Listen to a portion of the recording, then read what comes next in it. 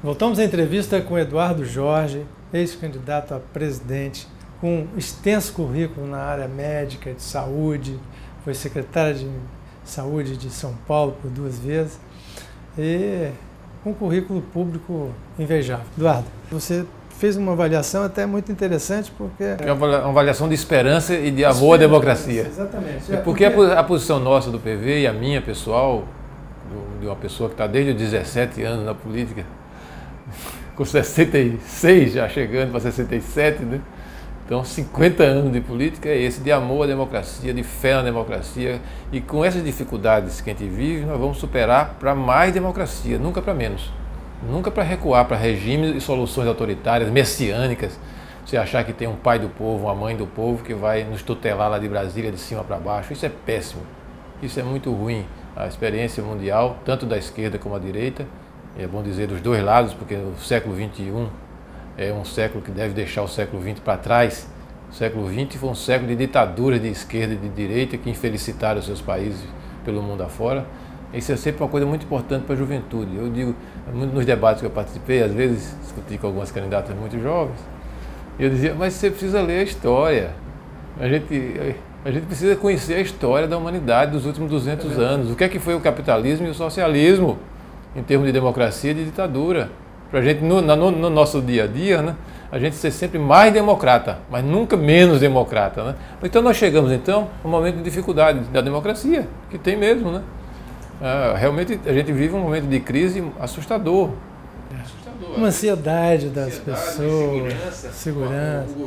Os governos democráticos, do Itamar Franco, do Fernando Henrique Cardoso, do Lula, eles foram governos que trouxeram avanços para a democracia e avanços em políticas sociais no Brasil, mas infelizmente os últimos anos desse atual governo federal não foram bons. Ele se perdeu em vários aspectos, e principalmente no aspecto republicano, de como manejar uma coisa preciosa que são os nossos impostos. Isso é uma coisa sagrada. Quem está no governo municipal, no governo estadual, no governo federal, eles não têm máquina de fazer dinheiro, não. Eles arrecadam dinheiro do povo, do trabalhador, da família trabalhadora, da classe média, dos comerciantes, dos industriais. Portanto, eles têm que ter um respeito sagrado a esses recursos que estão lá. E infelizmente, a verdade, né? Esse que é a coisa mais chocante, né? Principalmente nesses últimos anos do governo federal de Brasília, foi uma atitude não republicana no manejo desses recursos, que são recursos orçamentários do povo, de empresas estatais como a Petrobras, que a coisa é mantida com dinheiro, isso é dinheiro do povo. Então, realmente a gente fica num ambiente muito tenso, o povo cada vez mais revoltado. Eu calculo hoje que depois de uma eleição, e que uma presidenta concorreu para a reeleição, sem apresentar um programa, porque ela terminou a eleição e não apresentou um programa. Nós do Partido Verde, um partido pequeno, com ideias grandes, mas um partido pequeno, nós publicamos o nosso programa em março de 2014. E eu ando com ele até hoje, para onde eu vou. São 32 páginas. A gente fala sobre reforma política, sobre questão de sustentabilidade, sobre energia, sobre agricultura, sobre alimentação, sobre política internacional, sobre previdência social, sobre saúde, sobre educação. Ela elegeu-se sem apresentar o programa. Elegeu-se na base do messianismo. Né? Eu sou a mãe da pátria, tenho o apoio do pai da pátria, confiem em mim que vocês vão para o paraíso, já estão no paraíso, vão para o paraíso ainda melhor. Ou seja, o povo foi iludido por uma política messiânica. Agora, o povo também tem responsabilidade. A gente tem que saber que o voto é uma coisa muito importante. A gente não pode se deixar enganar por demagogos, por gente que é manipulado, por marqueteiros que ficam do outro lado, detrás do candidato, dizendo, fala isso, fala aquilo outro, não fala aquilo, né? A presidente Dilma, eu vi em alguns debates, eu estava junto dela, ela lia tudo, até para se despedir do povo, né? Ela tinha que ler. O marqueteiro não deixava nem 30 segundos para se despedir do povo brasileiro que o debate vai encerrar. Ela lia. O marqueteiro não deixava ela se despedir do povo, ela mandava ele ler. Então, mas o povo votou. E ele elegeu E a eleição é sagrada também. O dinheiro do povo é sagrado, mas o voto, a eleição é uma coisa sagrada. Ela foi eleita. O povo errou. Eu acho que o povo errou, mas elegeu. Então a gente tem que ter muito cuidado na democracia de como vai resolver essa crise. Eleger uma pessoa que não tem condições de governar, mas tem 4 anos de mandato. Como nós vamos resolver uma crise dessa? Essa é que é a questão. Ela tem contra ela 85%, 90% do povo do Brasil. É uma coisa impressionante. Eu fui nessa manifestação, a primeira lá de março do ano passado eu fui, e fui nessa desse março desse ano. A economia brasileira é como se você tivesse há 12 meses, mais 3 meses, 15 anos sem governo. Ela já gastou 1/3 do mandato dela e não começou a governar. Então é isso, os comerciantes com dificuldade, empresários falindo, trabalhadores desempregados, o país parado, o país sem esperança. Agora, como resolver isso democraticamente? Essa que é a questão. Porque como resolver isso democraticamente? Essa que é a discussão, é difícil. Primeiro, eu faço sempre essa reflexão. Sim. O povo elegeu. Foi uma diferença muito pequenininha, né? Mas elegeu. Mas estamos com outro problema. Mas elegeu. Então, elegeu. Então, é preciso pensar muito bem por que votou nela, pelo amor de Deus. Se já tinha sintomas de que essas coisas, esse apodrecimento estava acontecendo, já havia sintomas. Mas aconteceu. Bom, então, nós temos que discutir dentro da democracia como resolver. Se nós fôssemos parlamentarismo, seria muito tranquilo. Tem até uma emenda sua. Uma emenda minha. Eu era deputado. Em 1995, eu insisti que o Brasil tem que voltar a discutir a história do parlamentarismo, porque o presidencialismo é um regime muito centralizador e autoritário. 70% do dinheiro arrecadado pelo povo está na mão de Brasília. Muito concentrado. O presidencialismo é uma espécie de reizinho que é eleito de 4 em 4 anos. Ele tem 70%. Um prefeito, não quero falar uma cidade linda como Vitória, como Vila Velha que eu estou vendo aqui, mas eu tenho pena dos prefeitos. Porque 75% do dinheiro fica na mão do presidencialismo imperial de Brasília. Então, é assim. Como é que você vai enfrentar uma crise num quadro desse tipo? E não cair em tentações messiânicas nem autoritárias. O Brasil, então, eu tenho discutido isso muito dentro do PV. Mas a legislação fala de vários mecanismos, né? É isso que eu vou apontar. Eu não sou político profissional, eu sou médico, isso que eu falei aqui, concursado e trabalho batendo ponto ainda na Secretaria de Saúde do Estado como funcionário, como médico concursado. Mas vou na reunião de diretório, tenho ajudado o PV nessa discussão, porque eu tenho hoje, depois que eu saí do Partido dos Trabalhadores em 2003, portanto, não sou responsável por isso. Pois é, você teve uma passagem. Sim, eu fui da direção, fui fundador. Sim. E fui da direção 20 anos. Você saiu justamente no momento no ano que ele entrou. Por quê? Porque eu já estava mais atraente, né? Saí no ano que ele entrou com a presidência, foi 2003. Porque, pela minha experiência, eu vi que eu não podia mais confiar na direção daquele partido, pelo qual eu dei boa parte da minha vida, né? E sei que tem muita gente boa, muita gente honesta, mas eu lá de cima, vendo o ambiente, eu não podia mais pedir voto para ele.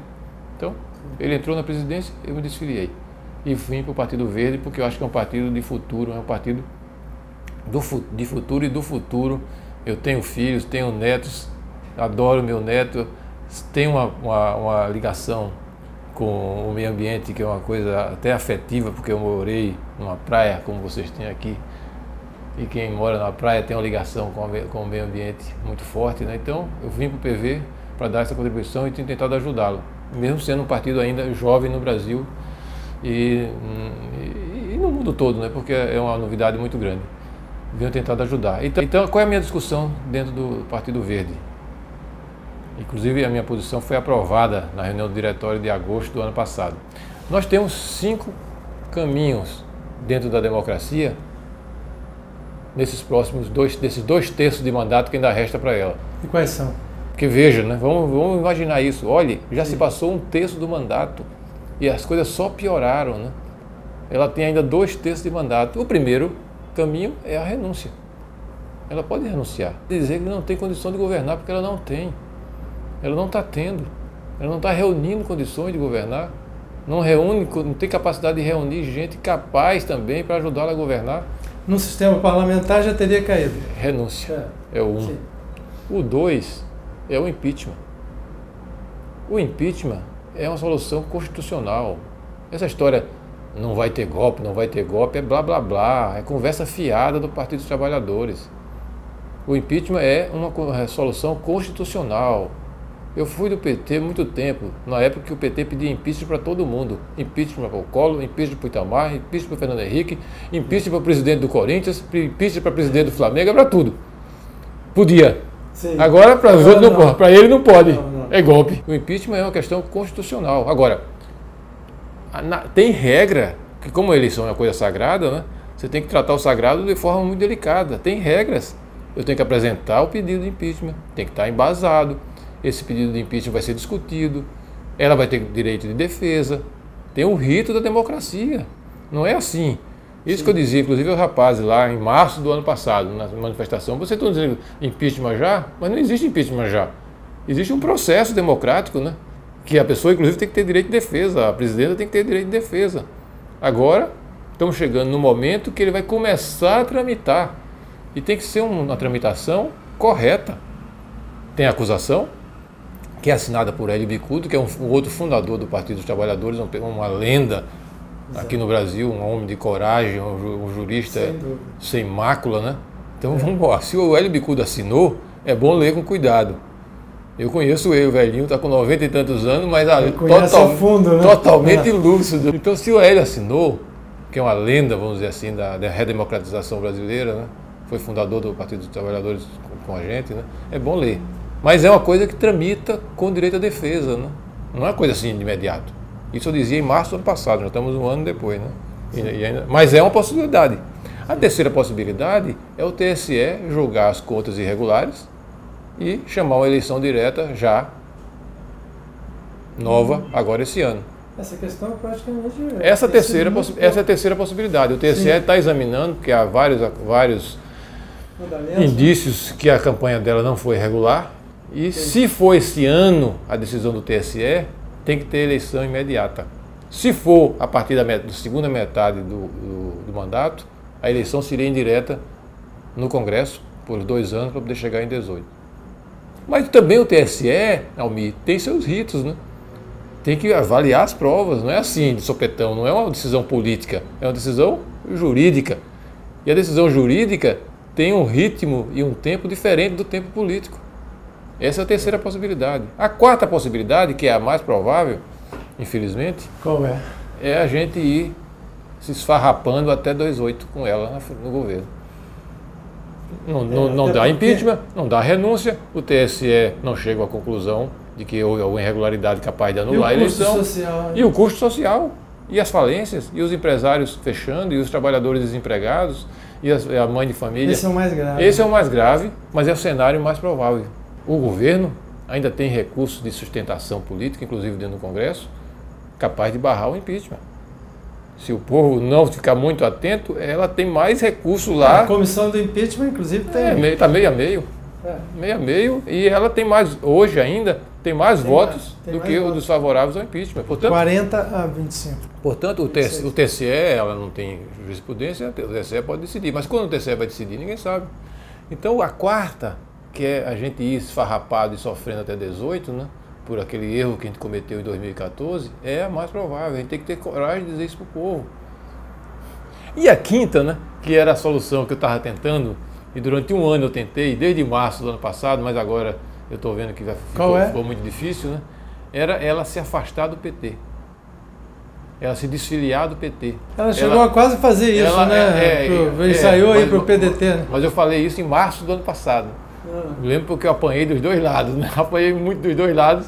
O único partido que aceitou essa ideia foi o PV, que aprovou essa ideia na sua reunião de diretório em agosto. A ideia era uma ideia de transição.